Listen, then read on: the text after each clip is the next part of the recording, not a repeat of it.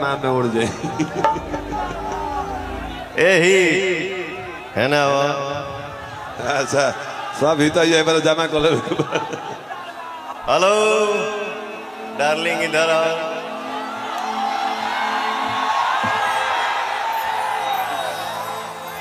तुम्हारी हंसी बहुत प्यारी है। जामनी जी है कहीं? अच्छा तो हमने भोजपुरी में ठेठ भाषा में जामनी है कह लीजिए। एक और माइक कहाँ है? हेलो शालिनी जी इधर आइए। महाराज कहाँ आप जा रहे हैं? अरे बाबू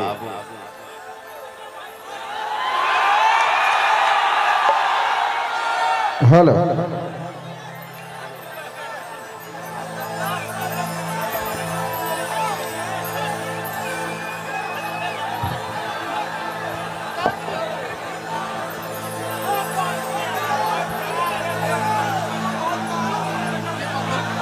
आपके लिए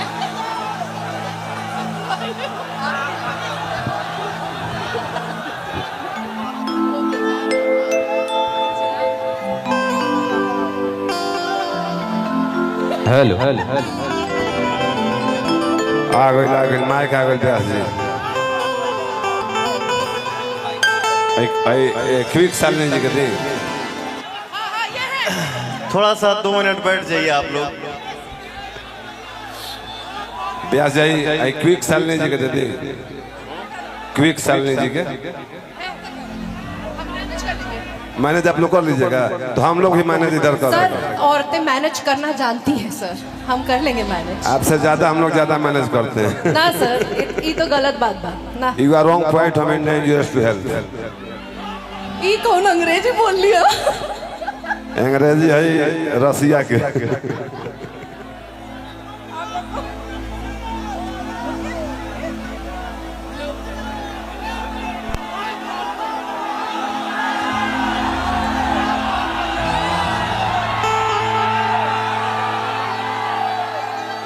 ये क्वीन शालिनी जी हैं।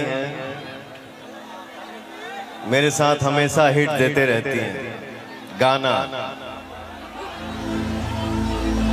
और ये यामिनी सिंह जी हैं। थोड़ा सा गुंडाई कर देती है मेरे साथ।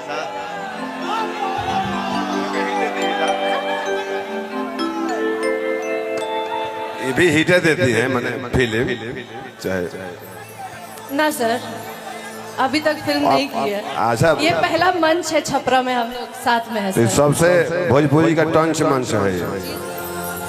फर्स्ट टाइम रुक न रे पगला रुक।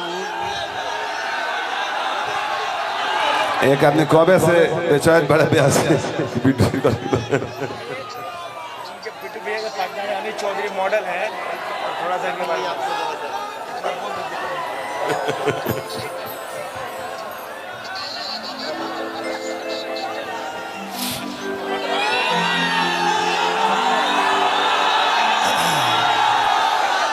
ये लड़की जो है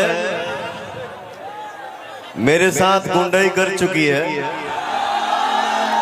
अच्छा अपना करो भी याद बाना तो लोग के। लेकिन अच्छी लड़की है। बहुत बहुत बहुत बहुत अच्छी एक्ट्रेस हैं आप। भगवान ने आपको इतना सुंदर बनाया है। कॉर्ड दबाओ रे। कॉर्ड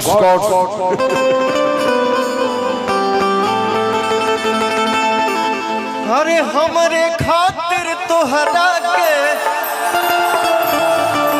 दुनिया में भेजोले बड़े हैं।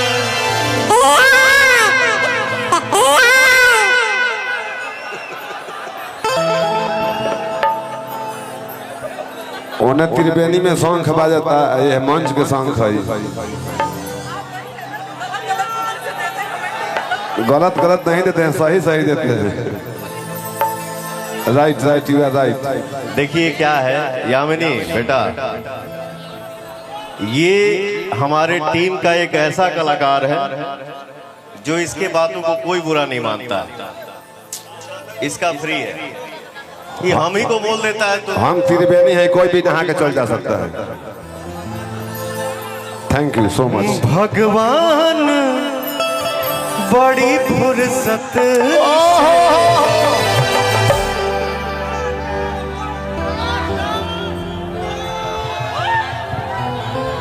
भगवान बड़ी फुर्सत से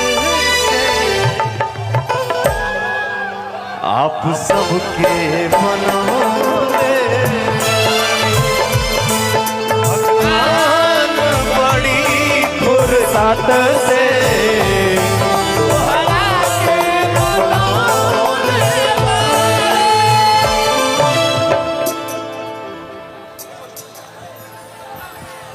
भगवान बड़ी फुर्सत से तोहरा के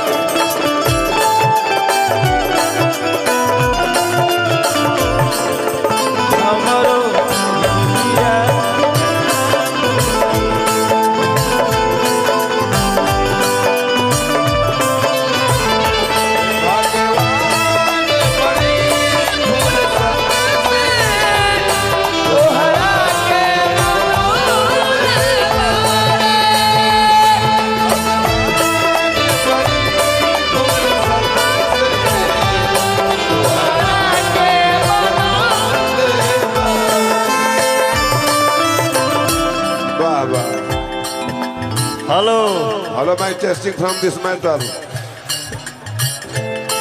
खुश रह और साईं तार सिन्होरा में सेनर भरा रहो। बोलो के भासुर आई हां एना ससुर जी के गोना लग बोलो रजिया ससुर बा लोग। अरे भैया मत बोलो यार। भैया एथी गुरु हाथी करे आज बड़ा के भैया बोलता भैया नहीं बोलने का। भैया बोल के तभी सुखा दे तरी से आओ तरु गले लगे यार। हां ए है आकवारी बता भैया कह दिया हक हक हक